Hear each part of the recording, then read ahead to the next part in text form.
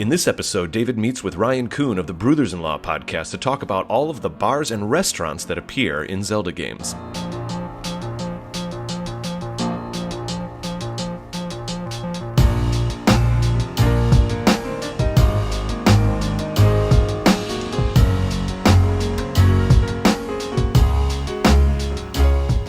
Hello and welcome to another episode of Another Zelda Podcast. I am David, your host, and today I am joined with a very special co-host, a co-host of another podcast, Brewthers-In-Law, Ryan Kuhn. How are you? I am awesome. I'm so happy to be here. I've been looking forward to actually doing an episode with you for a long time. That was the most complicated intro I've ever needed to say of the amount of anothers. But anyway, yeah I'm absolutely excited as well. Now, of course, we back at the end of season 4, we had our roundtable episode where we talked about world building and everything. But this is our first. It's been years. This is our first two people in the room having a good old fashioned AZP episode experience. Yes, the good old days. The good old days, just like the good old days. Boy, that first season it was this, but it was just Kate and I sitting at a kitchen table. Yeah, but now it's everybody. Well, that's me and Mike. Me and Mike just sit at the bar. For Brewthers-In-Law? Yeah. Do you wait a second? Because I know you taste a lot of beer on your show. Mm-hmm. You speak about a lot of topics. Are you guys literally because I know you have a beer in your not brewery, kind of like your bar down in your basement in your house. Are you basically having a bar experience and you're just drinking beer when you're recording the show? Is it like you're hanging out? Absolutely. There's no other way to do it.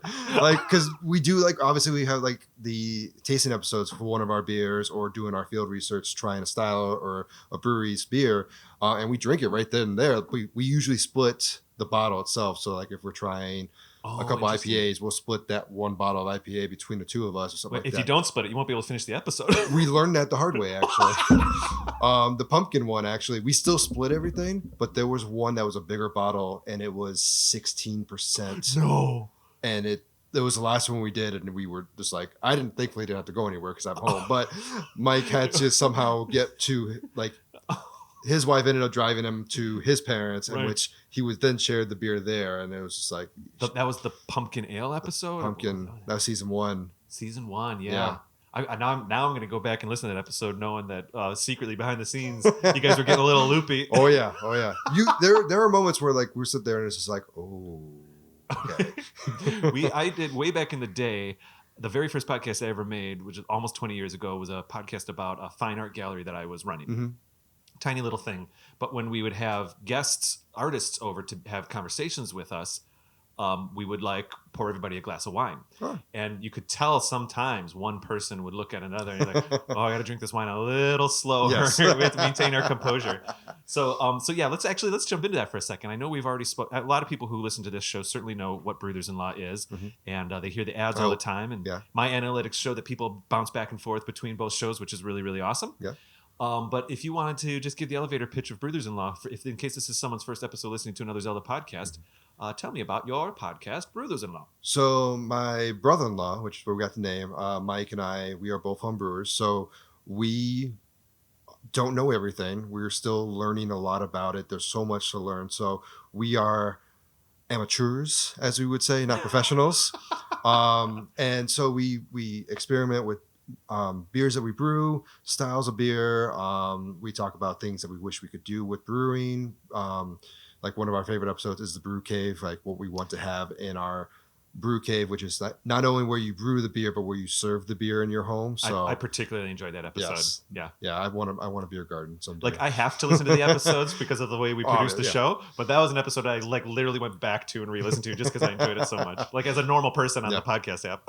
Yeah. No, it's been real fun. We find a lot of fun topics, and even if you're just thinking of home brewing or thinking about beer, we're there still. We're still learning about this stuff. There's so much to learn. And I mean, our first episode every season is our misadventures, the things we've done where we messed up brewing or with beer or something like that. It just sets the tone, doesn't it? It does, yes. So, and we still have, I get new stories every single time I brew. I still get new stories just because something happens. I'm well, poop. It's just oh no, but that's part of the journey, isn't exactly, it? Yeah, and that's really what the show's about. It's a celebration of being passionate about something and trying to explore the intricacies of it. Exactly, yeah. One thing that it was last season, in I think it was episode 10 of season 4. It was the episode where the Turn by Turn guys guest hosted AZP. Daniel McGar, the host of that show, was mentioning about Brewthers-In-Law. It was one of these things that kind of came up in conversation. And he said, I don't know anything about beer. And I still love listening to that show. I don't feel stupid when I listen. And it's because I think you guys it's not like, oh, this is the encyclopedia beer show. This is more like, this is the life of being a home brewer. Exactly, yes. It's very cool. We keep it simple as possible. Like, I know Mike does dive in a little bit to more of the details, but like to know that we actually have to look in and see exactly what hops do what grains do what. And like, we don't know off the top of my head. I couldn't tell you what hop is this. So right. Yeah. No, I do actually. I've never said this to you, but I think the you and Mike combo is a really good mix. You complement each other, you offset each other in complementary ways. I love listening to you guys. Oh, thanks. So anyway, today, so we're kind of riffing off that a little bit. Quite a while back, you wrote an AZP blog post exploring and celebrating all the different, basically, bars that exist in Zelda games. They're there. They are there.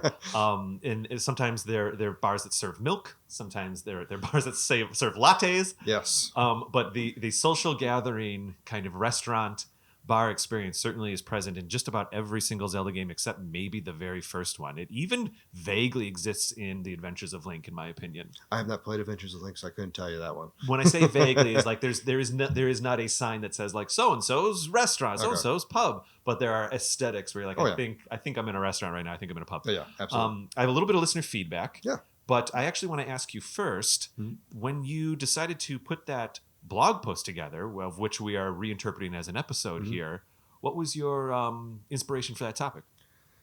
I mean, obviously beer, but I like to find something different and find the parallels in what I know and kind of make my own headcanon on something else like that. I think in a different blog post we talked about different places to vacation in the winter, and I did say Rito Village, and I said because somewhere they make a really, really good vodka to keep warm and everything. So the Ritos, I feel like, yeah.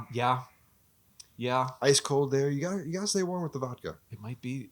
It's almost like they're channeling some kind of Polish thing. I'm Polish, and that is definitely a staple of the culture. I wonder what the Zoras. Maybe the Zoras are doing some kind of rum-based thing, but anyway, the Gorons. Well, you made your own Goron Spice beer. Yep. That's there's a YouTube video out there of me tasting it. And then of course the season 1 finale for Brewthers-In-Law. Some of us AZPers came on to Brewthers-In-Law and we talked about it. That was a great episode. I've got it right there. Yeah, if you can see, I've got both beers right behind me. They're like souvenirs, man. I mean, they're so Mike cool. did a great job with those bottles. I'm so proud of that. They were both tasty and delicious, and they felt very informed by the theme.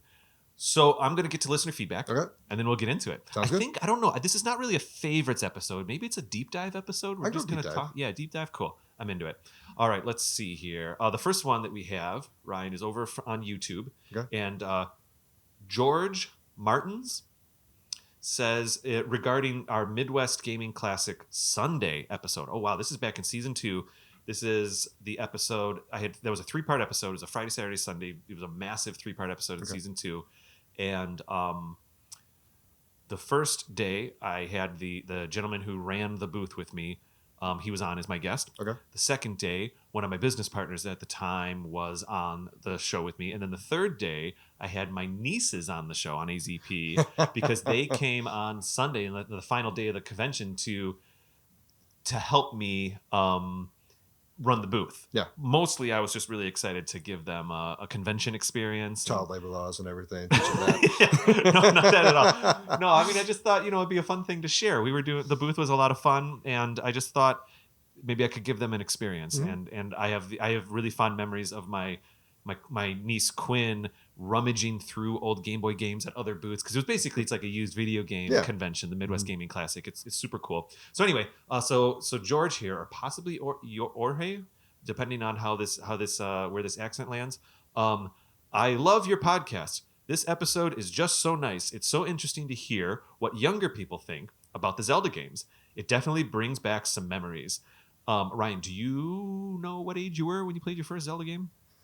Oh dear Lord. It was Link to the Past. I know that, and it was probably it had to be like early middle school, maybe late elementary school. Right. And I did not beat it. I didn't beat that game until I was about 25 years old. So sure.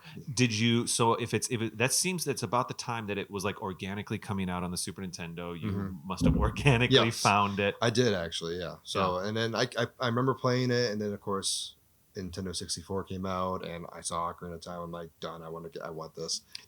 I had the same experience. My intro game was Link's Awakening, however. Okay. But then it really wasn't. I wasn't like when I heard about Ocarina, I was like, I'm in. I'm ready. I want it. Yeah. Cool. Interesting. All right. So let's see here. Another one over on YouTube for the Zelda Media Wishlist, which is an episode we had back in season 4. That was a great episode. I loved it. Yes. I was a little worried about it because honestly, Dan came to me and he said, Dave, what if we just talk about other ways we want Zelda to be? And I was like, okay, that's a cool conversation, but I don't know if that's an episode. Yeah. You know, like how does that work as a 1-hour conversation? And it did. He pulled it off. It was a ton of fun. I think what we ended up doing is we kind of made it like a top 10 list, and that helped us frame the episode a little. But anyway, so Zelda Media Wishlist. David Wilson here says, one cool thing for my dream Zelda water park. Oh, right, of course. One of my ideas was that I'd love to have a Zelda themed water park. It might just be because I love water parks and I love Zelda. I just want to see those two things together. It may not be the best idea in the world, but here, David Wilson says, one cool thing for my dream Zelda water park would be a recreation of the Rapids ride in Zoro's Domain from Twilight Princess. Yes. Yes, I'm in. Yes, I'm in. Done. Sign me up. I'm putting money. Do you know how you do it? So he's in a canoe in that game. I think when they do it, maybe it could be like an inflatable little canoe, but I think all it needs to be is one of these rapid water slides. You know, they're made out of cement a lot of times, and you're splashing into pools, and you're going down again. All the waterfalls coming down on you. Yeah. Yeah, absolutely. Right. Oh, that would be a lot of fun. Let's see. How could they further theme it as a Zelda experience, though? Would you need like goblins jumping around at you? See, I was thinking you have a dynamic where you have to move because there's multiple ways you can get through, and depending on which path you go, you win a prize. Kind of like because I just played Link's Awakening on the Switch, and they have a similar thing where you have to go through and try to find a way to and get all these different prizes, get hearts, get a bow and arrow, and everything else. Yes, that's what you got to do with it. I am intrigued. So maybe they even maybe you're just doing it with your hands. Maybe they give you a little paddle. I think you're still in an inner tube. I don't think you need to be, because it still needs to be water parky. Or it's just random even. Like you can just randomize it for people. It's a big Plinko machine water slide. Just wherever you bounce, boink, boink, boink, boink. Yep. Oh my gosh. Interesting. Oh, I love it. That would be, but that's, if you're going to do essentially like a rapids water slide ride, it's absolutely, I guess it's Zora River. Yes. From Twilight Princess. Yeah, it's a really active situation. Another YouTube one. Wow, a lot of YouTubes today. Larissa Gauthier said on our not really a Zelda episode. I did a few videos of me playing A Link to the Past. Oh, I remember those. Yeah, out there on YouTube. So this is technically off the video. David plays the Palace of Darkness from A Link to the Past. Pardon me. Larissa Gauthier says, just started listening to your podcast and had to check out your playthrough of Link to the Past. Very interesting, amusing, in parentheses, watching a lifelong fan play an older game they haven't played yet. Keep up the good work. Hope you start posting more of these. Here's a tip. If you decide to play this game again, you can use your charged sword to check for weak walls. It'll make a different sound, almost like a hollow sound. That way you're not wasting all your bombs. Very good, Larissa. That was an interesting experience for me playing A Link to the Past as someone who played many of the other games and then had to jump back. I said in my episode with Mallory a couple episodes back that it's almost easier for me to play the original Legend of Zelda than it is A Link to the Past, because the original Legend of Zelda is so outside of the realm of like an Ocarina or a Skyward or something where you're literally, it's almost like you're playing a calculator game. You just know you can't walk on the angles. And A Link to the Past, sometimes I'll get a little excited and I kind of want to play it like it's like it's a more modern game, but there are still some restrictions. There are, yeah. So you started with A Link to the Past though. So I'm wondering, what was it like for you to go from A Link? So what I'm implying is that A Link to the Past was your normal. Yes. And then you go to Ocarina. What did that feel like for you? Well, I did have a little buffer there with Mario 64. So Mario 64 obviously came out, I think, right with the Nintendo 64, and I played that. And it's pretty much same vibe, same feel, where you're kind of looking on top of Link and running around and doing everything. Mm-hmm. So it wasn't huge, but like going to play Mario 64 was just, it was eye opening. It was a whole new thing that's never been done. I think at that point, for at least an in-home game, like arcade games, I think maybe had something. The but nothing 3D like that. polygon stuff was kind of happening, starting to happen, but a truly 3D experience like Mario 64 was a one of a kind thing. The Ocarina of Time and Mario 64 use the same engine, which is kind of exciting. That makes sense. Yeah, I mean, it's said that they made so many modifications to Ocarina of Time that it's almost its own new engine. But they literally built the Ocarina engine and the Mario engine at the same time, but they had another year or so to work on Ocarina, right? Yeah. So they just kept modifying it. Yeah. But that's interesting. Yeah, I might make more of these videos. It's kind of cool. I don't know. I really don't know, Ryan. Like, if we've done a lot of cool things with Another Zelda podcast where we expanded out to blog posts and other things. I didn't really expect to talk about this, but I am genuinely trying to decide if it's more interesting to make more Another Zelda podcast content or for 6.5 to like make more shows. And because at the end of the day, you only have 24 hours of the day to be alive. Yes. and it's like, where do you want to put some of that? If, the obvious thing is like you start streaming video games or something like that. I don't know. Do you have any thoughts on how AZP could be realized through playthroughs? Is that even... I mean, maybe even the blog writers, if any of us are playing any Zelda games. Yeah. So, I mean, you got all of us in your back pocket. So say myself or Shane or Mallory are playing one of the games just randomly, playing Breath of the Wild, playing Age of Calamity, playing something, and just like, let's just sit down and record it and just see what happens. You might be onto something there. But it's like, I mean, I know with myself, I will play a game and then it will sit there for a long time and I won't come back to it for a very, very long time and then realize, I was playing this game. Let's go back to it. That's funny. I do the same. I do all the time. When my episode with Mallory a few weeks ago, we were kind of having a similar sentiment. Yeah, maybe there is something there. I think it's the playthroughs. I don't think it's stream. I don't think Another Zelda podcast lives as streams. I think there's other people that do that really, really well, and I don't really think that that's our jam. Even though I love the idea.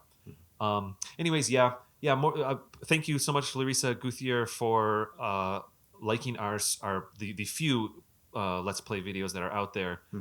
Maybe I'll toss it around. I'll toss it around a little bit. I think you made a really good point that I'm embarrassed I just put work on all the rest of the blog writers. I apologize, everybody.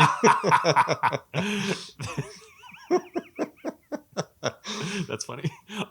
Okay, over here on Apple Podcasts, Zaid 1990 left a review. The title of the review is Entertaining. No punctuation. Good start. Yeah. Hopefully off to a good start here.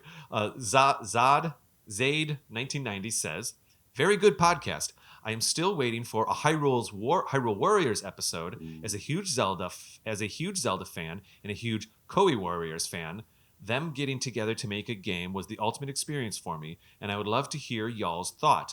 I actually remember why I assigned this listener feedback to this episode, Ryan, is because before we decided to talk about all the different bars and pubs in the Zelda universe, one of the ideas you had is maybe we talk about Age of Calamity. And honestly, the only reason I shied away from that is because I'm still only halfway through Age of Calamity, and I don't want to speak to something and not really know. You know what I mean? Just added a whole bunch of new stuff on there too. Well, yeah, I think I might have that DLC pack. I haven't investigated it enough. Yeah. Because I might have like bought it when it was available, but like before it was out. I can't remember.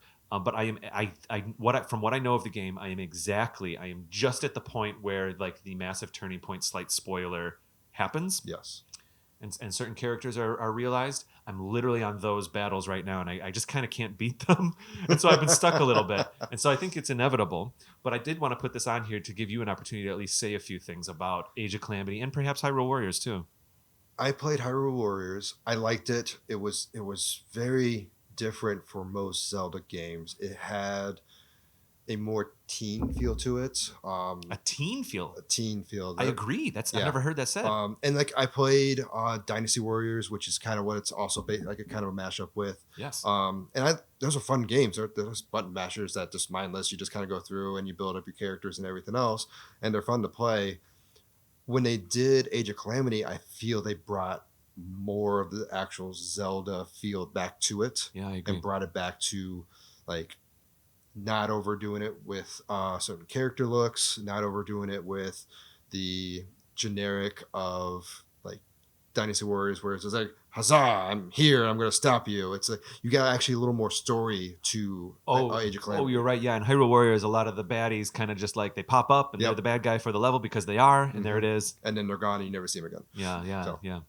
You know, I believe that the way the story goes with the original Hyrule Warriors, when it really came out for the Wii U, is that Koei Tecmo approached, maybe it was Team Ninja, maybe it was Koei Tecmo. I think they both worked on Age of Calamity. They probably both did Hyrule Warriors. I might be a little off. I think you're right, here. actually. I'll say Koei Tecmo. They approached Nintendo basically saying, we'd really love to make a Zelda game, an actual Zelda game. Akin to when Capcom made a couple of Zelda games for Nintendo on the handheld systems back in the early 2000s. And I think at the time it wasn't in Nintendo's plan, but Nintendo said like, well, what about Hyrule Warrior or a Warriors game, a Dynasty Warriors game, you know, in the Zelda universe. Yeah. And so they just went nuts. They basically Mario Karted Hyrule Warriors. They threw everything in there. They did. I did enjoy seeing newer renditions of classic characters in Hyrule Warriors. That was fun. And they brought new characters into the fold. Like you have Linkle, who's there now, even though canon, not canon. Because like I know with Hyrule Warriors, I think it's viewed as not true canon. It's just there. But my understanding with Hyrule Warriors is that it's the equivalent to bad 1985 and Back to the Future 2. Like it existed kind of, but if you go back enough and you go forward, it's not the same timeline. It's like Superman 4 or something like that. We just pretend it doesn't exist. It's not really part of that whole trilogy. Yes, exactly. Yeah, that's my understanding. But so I guess you could. No, it might be from I don't want to get too deep into the weeds here, but I think that little robot character travels through time right in the beginning of Age of Calamity, and so that might be the nexus point. Yes. Where it's all from there on is in a different timeline. The multiverse is coming to Legend of Zelda. Well, if you want to talk multiverse Legend of Zelda, we're definitely talking Hyrule Warriors. That's whether it likes it or not, that's a multiverse execution. It is. Yep. I enjoyed Hyrule Warriors. I did. It wasn't exactly like what I needed, but I enjoyed it. Yeah. Anyways. So I don't know if we were to do an Age of Calamity episode. If a few people have asked for it, I guess I'll make sure that you're in it. Yeah. I would definitely be game for that. Maybe that'll be next summer. Here we go. This was a comment on an Instagram post. Okay. And it was not one of our posts about an episode. It was a post where I had showed a picture of one of the Twilight Princess mangas that I'm reading right now. Okay. In fact, there they are right there in the studio. I've got nice. 4 of them. They go up to 9 right now. And I'm just kind of, honestly, they're not even that expensive. They're just a couple dollars, but you gotta find them though. Yeah, and you basically get them on Amazon. I basically like finish one and then I order the next one on Amazon, and then there it is. Though I got to tell you, there's a crazy story. So the first one I found organically out in the real world, and then I got excited, so I bought number 2 and then number 3, and then the strangest thing, Gingsy and I were making a pit stop to charge up the car at a Meijer, like in Indiana, because we were heading south. This is a few months ago, maybe a month or 2 ago.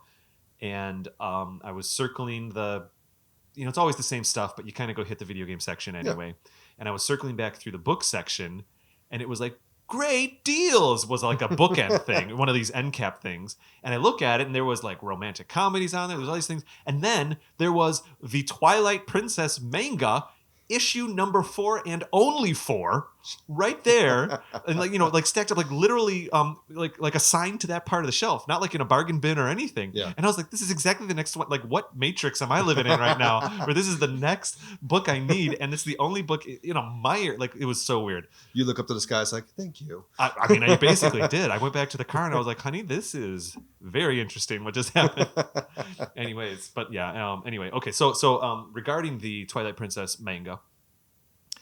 Hey guys, been a fan of your Dangerous Facade here over on Instagram said, hey guys, been a fan of your podcast for a few years now, and as a manga collector, I love seeing you talk about the Legend of Zelda manga. One of the most fun parts of all the manga based on the games is that Link has a voice, in quotes. So you get to experience it in a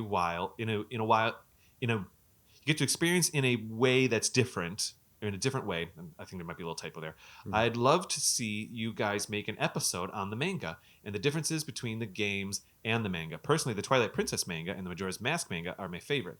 Well, I'm going to guess you don't have too much experience with the mangas. I never really asked. No, I never got into the manga. I know we got you on the Historia for Legend of Zelda. There's a short story going with Skyward Sword that's in the back there. Because you have the Hyrule Historia, I think, yes, right? Yes. Yep. And it's interesting to look through it and see a different artistic way of doing it. Mm-hmm. I didn't realize that he had a voice in it, which I know is usually everyone's like grief with wanting to do a live action is like, no, he doesn't have a voice. Right. But the manga has a voice. So what it is I think it's like the best and only way that Link can have a voice. And I think there's like a detail here. Link having a voice is always is a thread of conversation. But, I think the fact that we don't want to hear Link speak is because we don't want to hear his not agency. We don't want to hear his literal voice, right? We don't mind that in universe Link talks. In universe, Link is a chatterbox in Breath of the Wild. Yeah, he is. You know what I mean? He's got sassy little comments left and right, and by way of the text you select to say. And I will say that in the manga, it's been interesting because Link talks a lot, but but it's not being performed by an actor.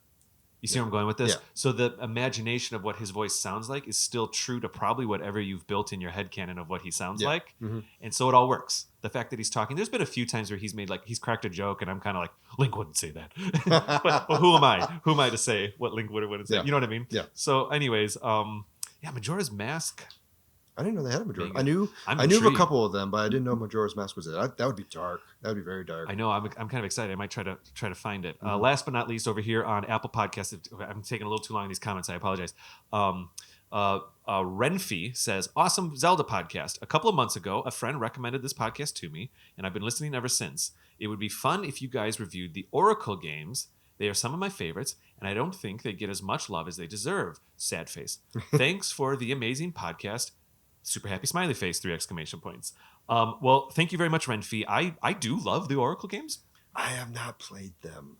That's fine. And I think it's because it's a game. Like I don't have a Game Boy, the older Game Boys to play it, so that's usually my issue. I will say a couple episodes back, this topic actually organically came up with Mallory as well, and I asked, and she mentioned that you guys do have at least one 3DS, I believe, yes, right? 3DS, yeah.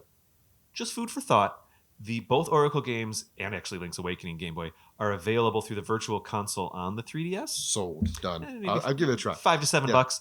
I did Ages first, but I actually really like Seasons as well.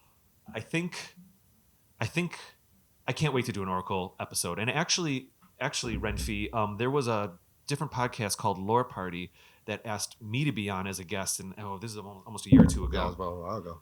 But the episode was about the Oracle games. It was about the lore of the Oracle games, but we had fun talking about it. I think a full-on review episode will happen. It's inevitable. I want to see what Kate's thoughts are about it, because you might remember way back in season 1, she was a little cold to Link's Awakening. Yeah, it took her by surprise the way the game worked, but she was really warm to Minish Cap. And so the Oracle games are literally in between those two game experiences. Yeah. And so I'm really excited to see what she thinks about it. If there's other AZ peers, other blog writers or whatever that are inclined to be a part of that episode whenever it happens, I think that'd be a lot of fun. Maybe we start kind of roundtabling some of these review episodes. Yeah. But I will say, Ryan, I think a Majora's Mask episode is happening before the Oracle games episode is happening. Yes. It's just such a fun game to go through. And I do know that whoever's involved in that Majora's Mask episode, certainly Kate as a staple, because I really want to do my review episodes with her always, but I am starting to pull other people into the review episodes. We really got to take our time with Majora's Mask. Yes, there's so much. We have to make sure we don't rush it. Yeah, there's so many different stories to talk about from that one. That might even be a 2-parter episode. I mean, it might be. Yeah, Return to Majora's Mask, Beneath Majora's Mask, Beyond Majora's Mask. All right. Let's get into this, Ryan. Let's do this. So I have a quick list here of some of the different taverns and bars. I have an interesting. Look at me trying to cross my legs while I'm in a director's chair. The bars are interesting for me personally because oftentimes when I was younger, I would go into a bar or restaurant in any role-playing game, and definitely the Zelda games as well.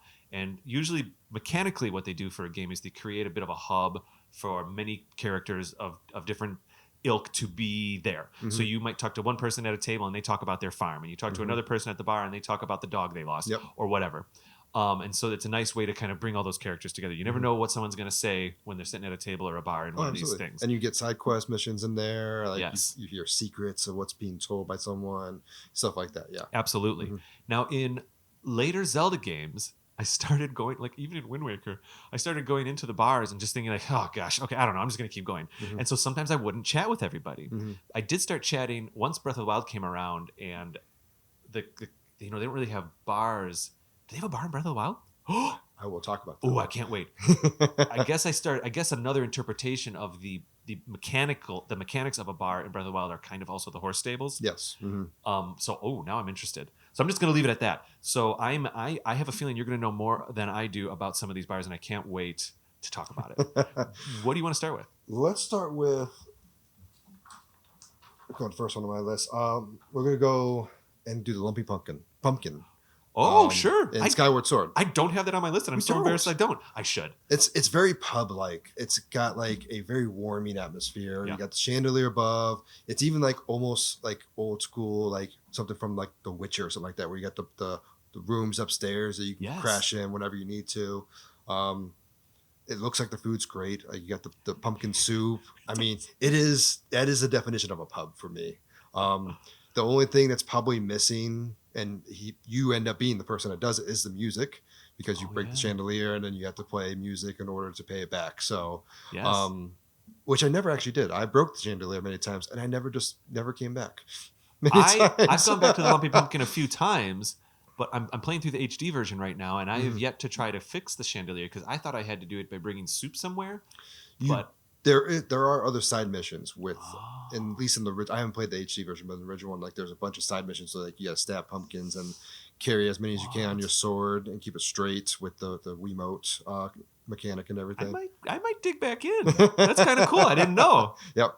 I'm trying to Interesting. see what else. Yeah. I will say Lumpy Pumpkin aesthetically, it has a warm feel. All the furniture is made out of wood.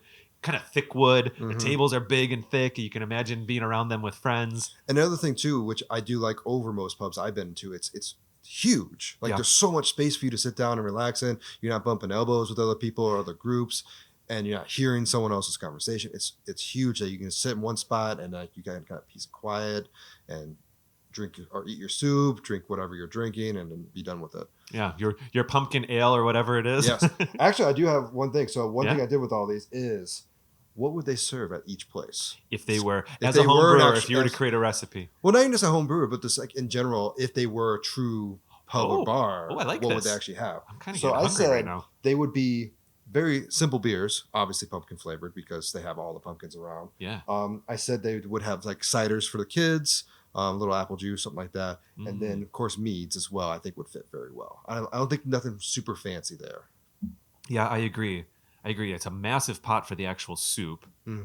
What would you say the cider for the kids? What was the first drink you mentioned? Oh, just simple beers that pumpkin flavored. Simple pumpkin beers. Yeah. In which, as we talked, there are some strong ones out there. So when you make a beer that is pumpkin flavored, I'm honestly asking you right now, how do you introduce the pumpkin flavor? We actually learned this in that episode. It's not pumpkin. You're doing pumpkin spice. So you're doing allspice, cinnamon, stuff like that to bring out certain flavors. And like you can overdo it and get like a true pumpkin spice beer, or keep it kind of simple and you just get that kind of more pumpkin flavor to it. Pumpkin flavor. Interesting. So you're not fermenting pumpkins and making... I've seen people do it actually. Oh, really? I've seen I am on TikTok, and there's this guy who does meads, and he's doing a mead inside of a pumpkin. Wow. Like aging it inside of a pumpkin. I'm very intrigued. Interesting. The balcony at the Lumpy Pumpkin, I remember there being like small little bookshelves and stuff. Is that accurate? I don't know if that's true. Vaguely remember. It's been a while since I played Skyward. Yeah. I think I know when I go to like a little pub, sometimes it's fun to be right at the bar or something like that, but sometimes it is fun to kind of retreat up into those balcony spaces. Yes. Especially like I lived in Milwaukee before I lived in Chicago here, and sometimes in Milwaukee you get these really good kind of like German or Polish thick wood, kind of slightly dark experiences, a little bit of Irish over there in Milwaukee.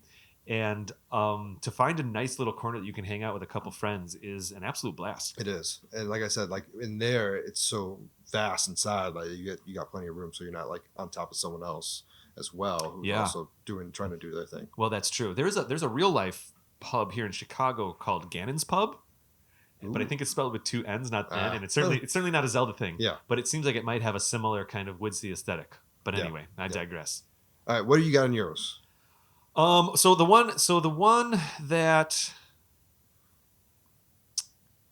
I mean, honest, I don't know if we go here, but let's go here. It's the one that's always, obviously, I think sticks with everybody is Telma's Bar. Yes. Massive set piece in the Zelda, in Twilight Princess. It's also like, again, it's kind of, honestly, I feel like it's almost a crossover between a pub and a dive bar. Like it is very warming, but it's still like, I mean, you're right. But you still got kind of a hidden aspect to it. Like it's kind of tucked away off to the side. So it's in a basement. I mean, yeah, it's technically in a basement because you have to go downstairs into a bit of an alley and then enter. Mm-hmm. There's like just curtains blocking off some of the rooms. Yep. Yeah, it is kind of a dive bar. I never thought about that. I always figured the idea was that it was kind of underground to stay a little bit off the map from society. And that's why some of our characters in Twilight Princess literally meet there to make their plans on how to... Because they know no one else is going to go in there. It's just a little dive bar. Yeah. Yeah. Once you find a place like that, you go with it and you stick with it. Most people just walk past and find an actual bar they want to go to.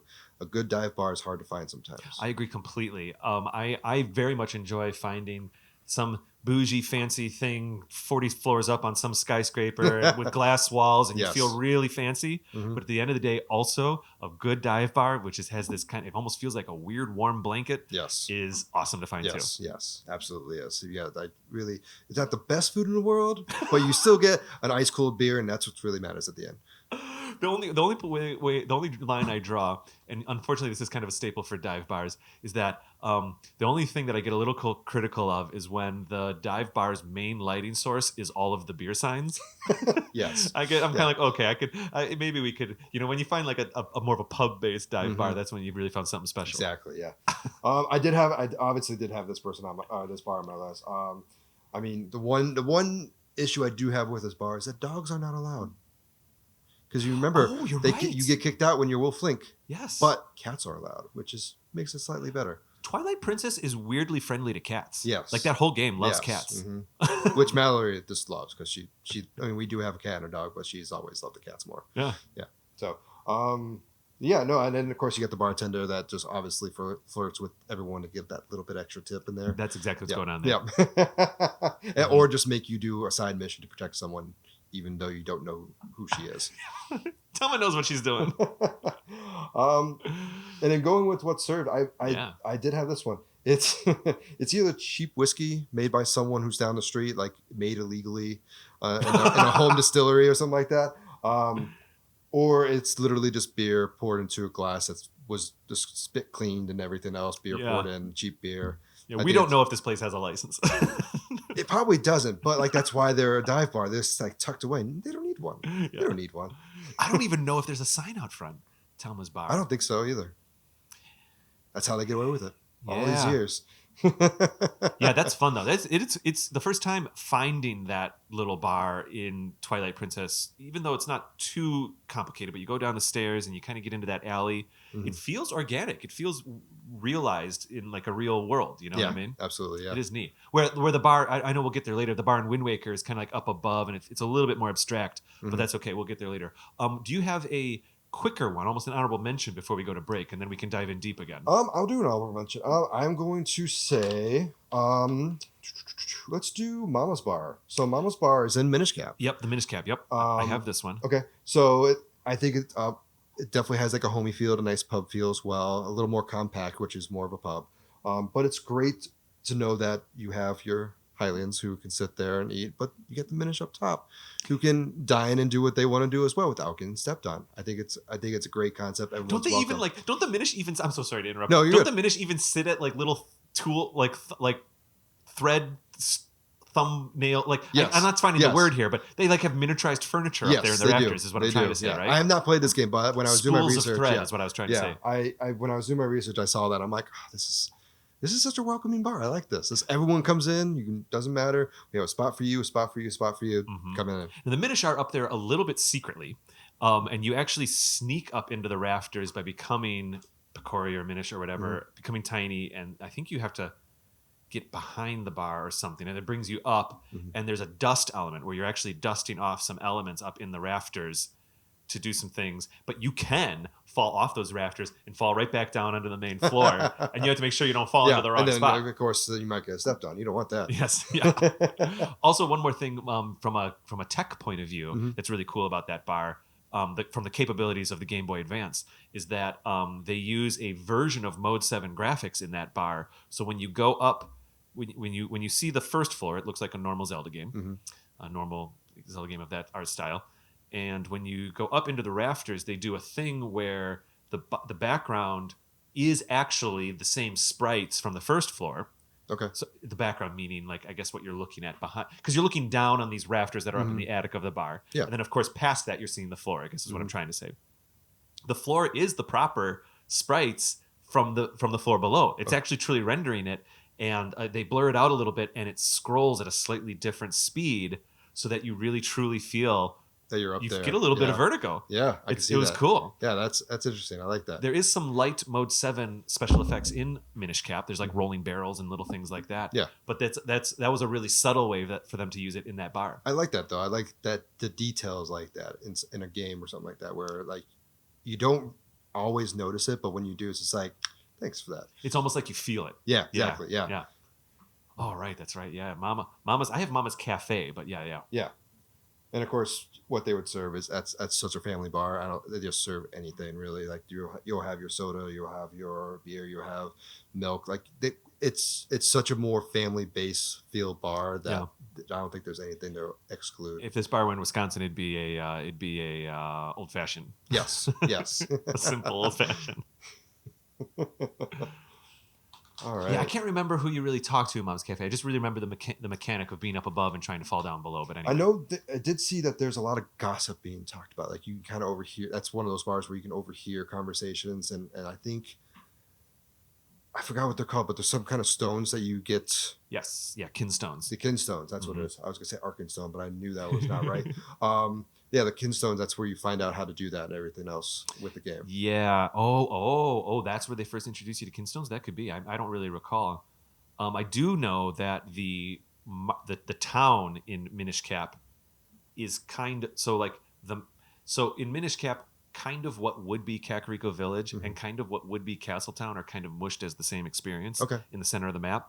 And so there's a lot of activity that happens in this kind of one city. Yeah. And I guess it's a little bit like Majora's Mask almost in that way. Yeah. So the gossip that you're talking about in the kinstones, if a character is kind of going back to that thing where you go into the bar and you can talk to someone about the cat they lost, you can talk to someone else about the house that they just bought. That really does. I do remember there are seeds of narrative that come from that bar that feed into the rest of the city in a very organic way. Yeah. No, agreed. Cool. Well, let's go to break. Sounds good. We'll come back. I think maybe we dive right into Ocarina when we get back. I don't know. We'll see. Or wait, I don't have Ocarina. I'm sorry. I don't have one. Wind Waker is what I have. I misread. Okay, yep. Oh, I have Kakariko Village from A Link to the Past. I misread it as Ocarina Kakariko Village. Okay. It's no big deal. Okay. Cool. See you in a couple minutes. I just wonder if we're going to hear a Brewthers-In-Law ad. It depends on what the Overlord puts in there for the ads. All right, I'll see you in a few minutes. Bye.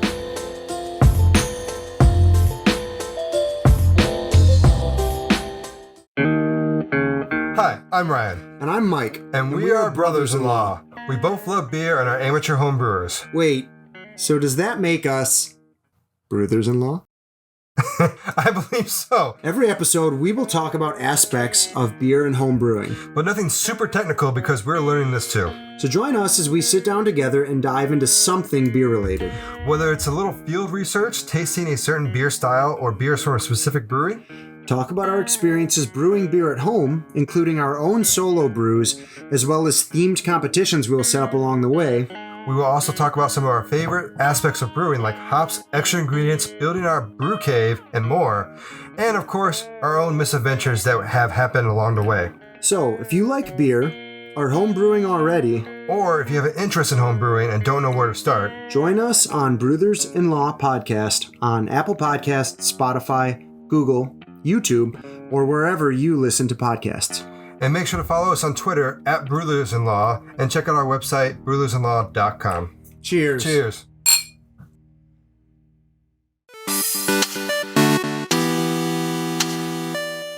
Welcome to our new podcast. Welcome to our new podcast. this isn't working. Agreed. I think we're going to have to do it turn by turn. Well, now that you mention it, we are a brand new RPG video game podcast. Our very existence hinges on turn-based gaming. So join us on the Turn by Turn podcast, where we'll be talking about Pokemon, Fire Emblem, Golden Sun, Shining Force, Mother, and so many more. It's your turn to come and join us.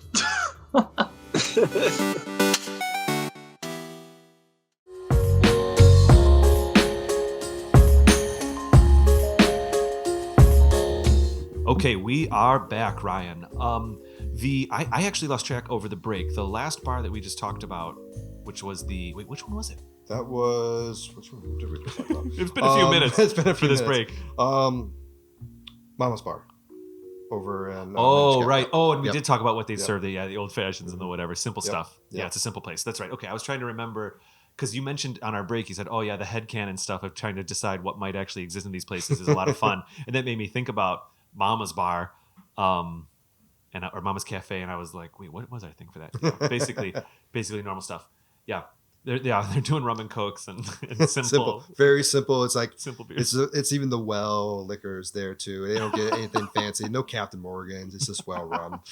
Well, where do you want to go next? I want to save Breath of the Wild till the end. Okay. Where do you want to go next? Let's do an overall one. So the more common bar that you see in Zelda are the milk bars. Yeah. There are quite a few iterations of it. And the one that I like the most is Majora's. Yeah. Because it is the definition of a speakeasy. And I love speakeasies. They're so fun to go to, so fun to find. And you have the atmosphere of this place is it's dark but warm. You got the big wingback chairs. You got the chateau milk that costs astronomical amount of money to get. You get a secret hat to get in. Oh, that's right. Yeah. So it's this definition of a speakeasy for me. And you got the music, you got the Indiegogo's playing over there in the background. It's hopefully. nice. Yeah, I'm just joking. Yeah. Or it's just you in many different forms doing it. But no, I think it's such a great look of a bar. And even when the blog, when I wrote this, I kept saying Scotch instead of milk because I know there's Scotch there somewhere behind that bar. There's Scotch because that's the feel and the vibe I get there. Well, it's interesting because milk is a beverage in the Zelda, in especially kind of those those Nintendo 64 days. I'll just say maybe the mid 90s, late 90s, where milk was was just kind of like the drink. Yes, it was a drink that. Well, even in Zelda games, it was the drink that would heal your hearts. It was special when it came from cows. It was the special thing they served in the bars, and it really was just kind of like a variable for stand-in for whatever you want it to be. Exactly. Yeah. I think the Majora's Mask bar aesthetically is 100% a speakeasy. I completely agree. And we could sit here and joke it's milk, but it's not milk, but it's milk. Okay, fine. It may not be milk. It's interesting because later on, I don't know. Are there any liquids visible in Twilight Princess, which got a teen rating? Because Wind Waker is I think they just have tea. bottles. I think they have bottles behind Telma and everything, but you don't really see liquid in it. You just see the aesthetic of a bar picture. There's different rules about if you show a character consuming, then there's a certain rating. Consuming an alcoholic beverage. If it's just in the scene, it's a different kind of rating. And I guess I think Breath of the Wild got a teen rating, but before that, Twilight Princess was the only Zelda game with a teen rating. That makes sense. I mean, looking at Twilight Princess. But I'm kind of pulling us off. Let's get back to Majora's Mask. But yeah, no, I think it's a great bar. Obviously serving there, you got your whiskeys, you got your gins. They're going to be martinis. There's going to be Manhattans. There's old fashions. Definitely. And then you got your Chateau Romani milk for those who just lives back in the 90s and you hear those commercials of got milk all the time. So I think it's probably the one bar I want to go to for sure. If I was going to go into it's a mask or something that gets you in there, isn't that right? It's a milk. It's like a milk. Oh, it's cow. That guy's hair. Yeah. It's like a cow on top of your head or something like that. Yeah. I think you put it on the other masks, but you're right. It's basically yeah. I remember the first time going into that bar. I guess I was in college when that game came out. First time going in, it was you finally get in there. You're it's a little spooky but cool. Yeah. It has a good vibe to it. Because back then I had no idea what a speakeasy was. I think I was about the same age as you, early college, and I was just what I don't know how I feel about this place. Like I didn't dislike it. I didn't like it. And like now, like as I have grown and everything, it's just like, I want to go there. That's like the place. You're gonna find a chair in a corner and just relax. Let's flip it just a touch here. And if you had to brew a beer that would be the equivalent of the milk that's served at that bar, how do you think you'd go about it? It had to be like a milk stout or some sort of like that. Oh yeah. Very simple, nothing too crazy about it. If you want to go fancy, add chocolate to it or coconut. But I see. I think I haven't made a milk stout. I do have a stout, but it actually has Irish breakfast tea in it. Does a milk stout literally have milk in it? It has lactose. So yes, it does. Wow, so you put actual lactose in it to give it a creaminess. Yeah, sure. Yeah, and I do put a little bit actually in my stout that has the tea in it, and it works. It does balance it out nicely. That's cool. Yeah, interesting. Mm-hmm. Interesting. Yeah, and if all goes well at that bar, you get the Indiegogos to play. If all goes well with the Zoras, the Indiegogos get to play for the final century celebration or whatever it is. It's some kind of I forgot the name of it, but it's their end of days celebration. Yeah, pretty much end of days. Yeah. And like I said, there's other milk bars throughout the whole Zelda universe. I mean, I think there's one in Link Between Worlds. I think I remember reading. I haven't played that one. And then in Phantom Hourglass, we were talking Merkay Island being there. And I never played this one either, but like I will say when I did my research, finding out the bartender's name is Midori and he wears a little green vest is the cutest thing in the world.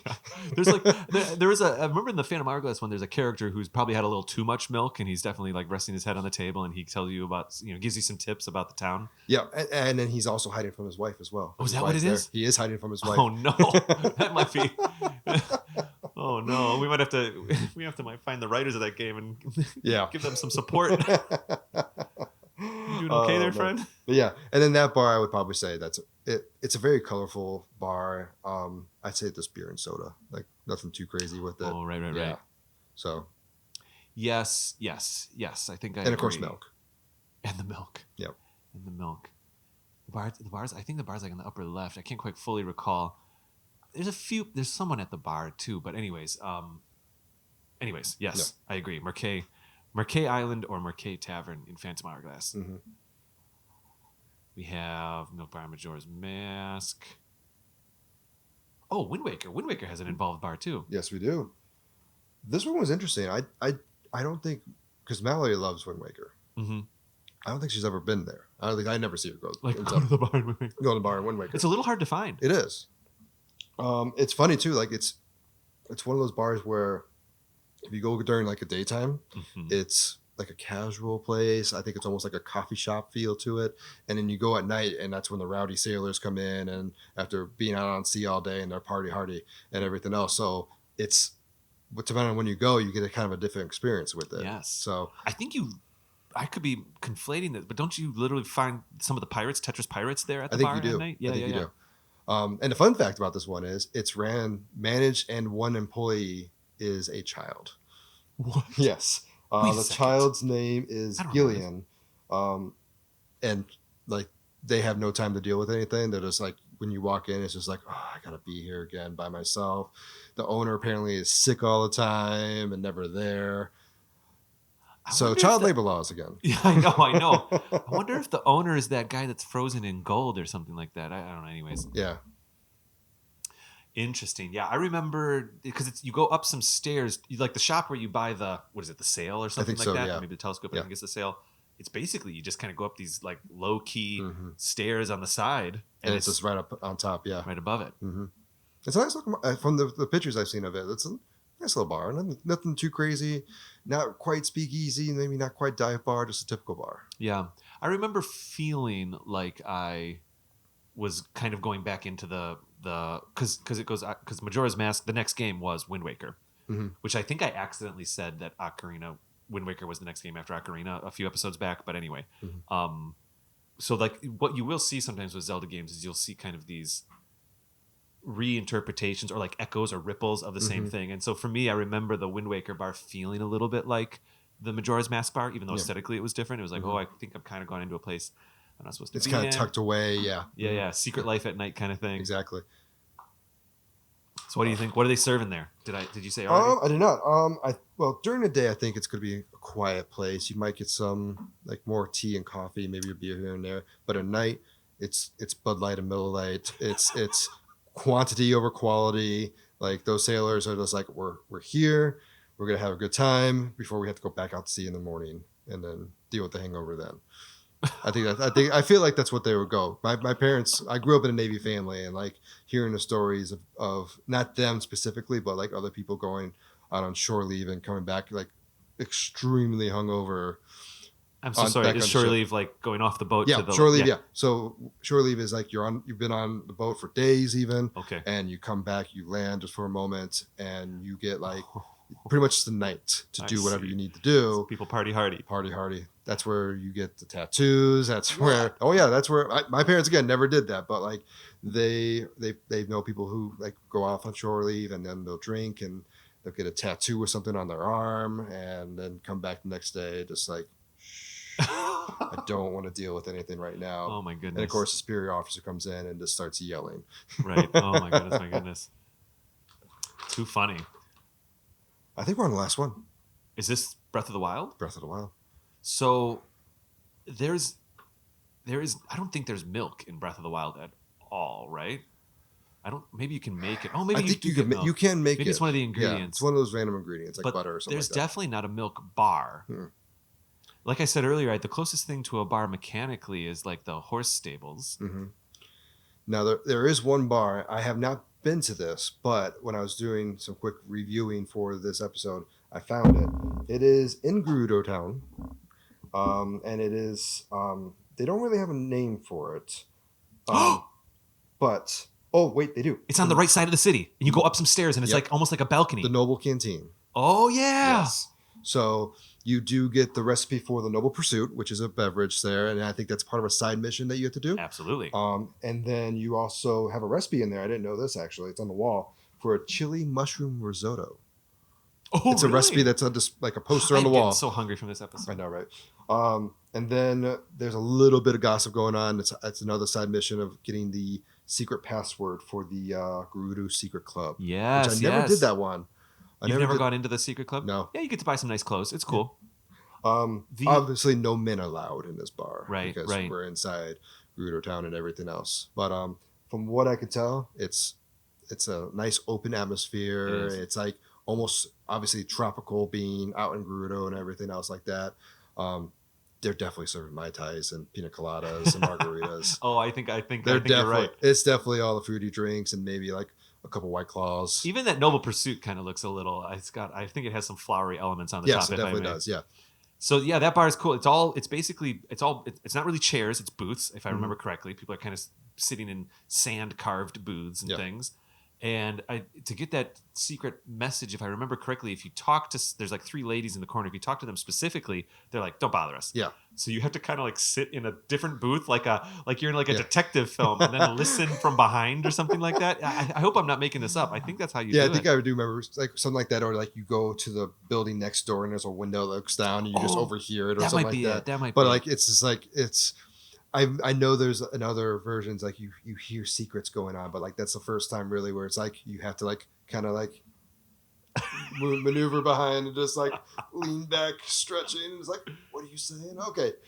There's a moment in Terrytown like that too. It's a little bit more innocent when you're listening to the people about the cake feeding their sick daughter. You listen through the window. Mm-hmm. I guess that's a mechanic in Breath of the Wild. It's, one of those things. It kind of goes back to Ocarina of Time when you're sneaking in to see Zelda for the first time, where you actually have to find a way to sneak around everything. Like it's bringing that mechanic. I love that mechanic. It's such a fun thing. I like it too. Yeah. Sometimes the line of sight things, like I didn't mind it in Breath of the Wild, even in the what's the bad guys? Not the Sheikah, the opposite of the Sheikah. What's their name? I can't remember. I know what you're talking about. Yeah, it's on the tip of my tongue. Yiga. Yes. The Yiga. Yes. When you go into the Yiga and you've got to kind of play the look at me, don't look at me Yep. game and the sneaking around. I know Kate has said that she doesn't really care for those. I think I usually like them. I think I'm usually fine with them. It's kind of fun. I will say the first time I did that, I kept getting caught and I kept getting destroyed by those guys, the bigger guys with the swords. And then I went back the second time I played through. I had the Master Sword and I just wrecked everything. I didn't even try and sneak around. Brute force and ignorance just went through and just destroyed everybody. I think I ended up finding a rafter up top and I kind of hopped from thing to I thing. tried doing that the first time. It just didn't work for me. I see.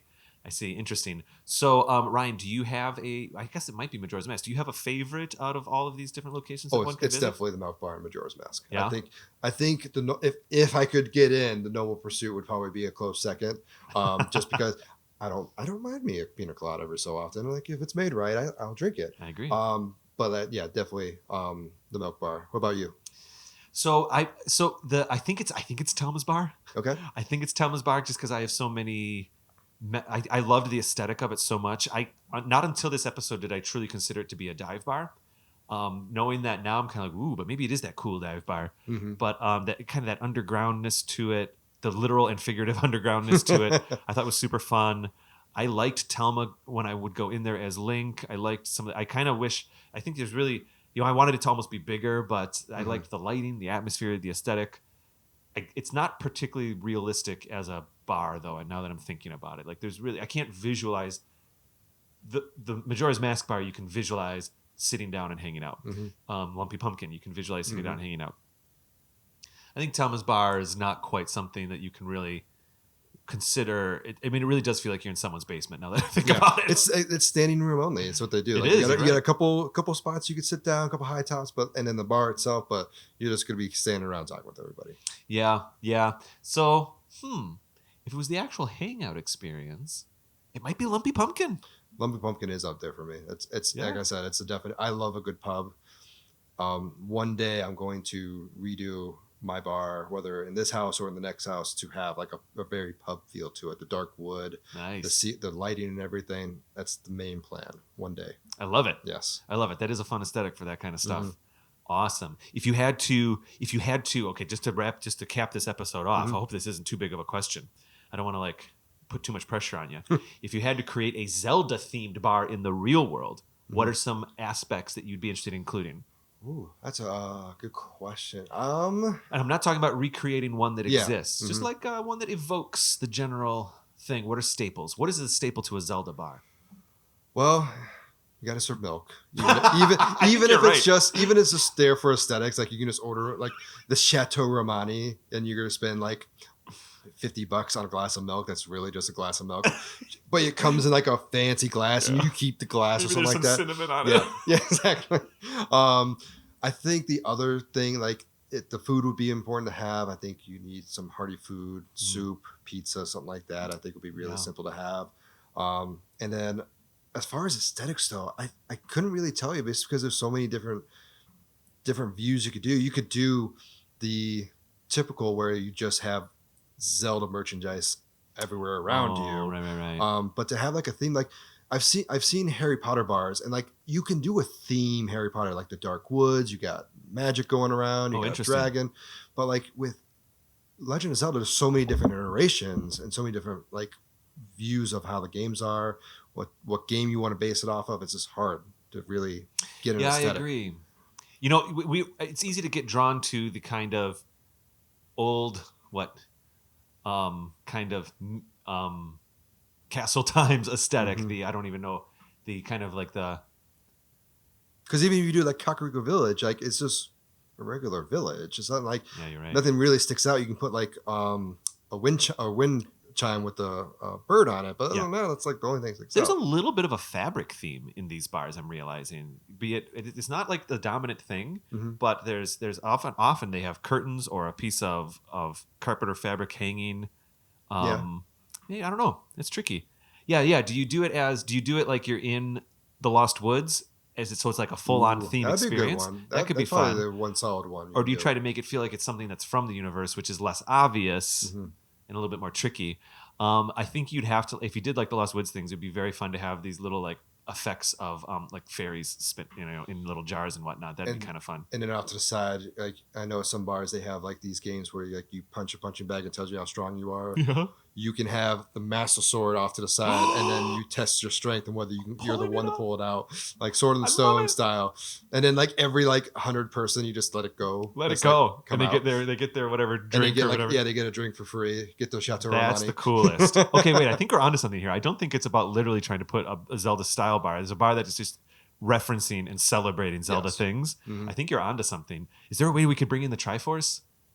That's your light source up in the rafters. A Triforce is the light. I'm in. Done. I'm in. Trademark it. Done. It's ours. Oh my gosh. That's exciting. Cool. Well, Ryan, this was an absolute blast. It was, yes. Thank you so much. Mm-hmm. Thank you for also doing that roundtable episode with us back in season 4. That was fun. But I look forward to more.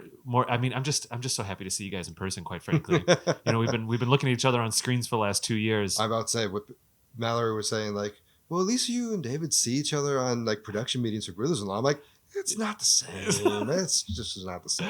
I think I was. I don't know. Ginksy could speak to how excited I was that you guys were. I'm also very, very happy that that Kate was around. But to hang out with you guys in person, mm-hmm. it's been an absolute pleasure. It was surreal for us, like this knowing that we were listening to you guys like a few years ago and now sitting in the same room with you guys. It's so much fun. But you guys are. I mean, I don't know. I don't want to sound like I'm like kissing up to you, but you guys are good at this. You know what I mean? And so it's a pleasure to hang out this way. Yeah. And anyways, if people want to find Brewthers-In-Law or anything else, I know you write a couple other blogs. Where could people find Ryan Kuhn? So I am on Twitter personally, Rambo Kuhn, RAMBOKUHN. I also do anything brewing related. It's Wise Old Owls Brews. And then for anything Brewers related, we do have a website, www.brewthers-in-law.com, and Twitter as well, same spelling. That's BREWTHERS in law.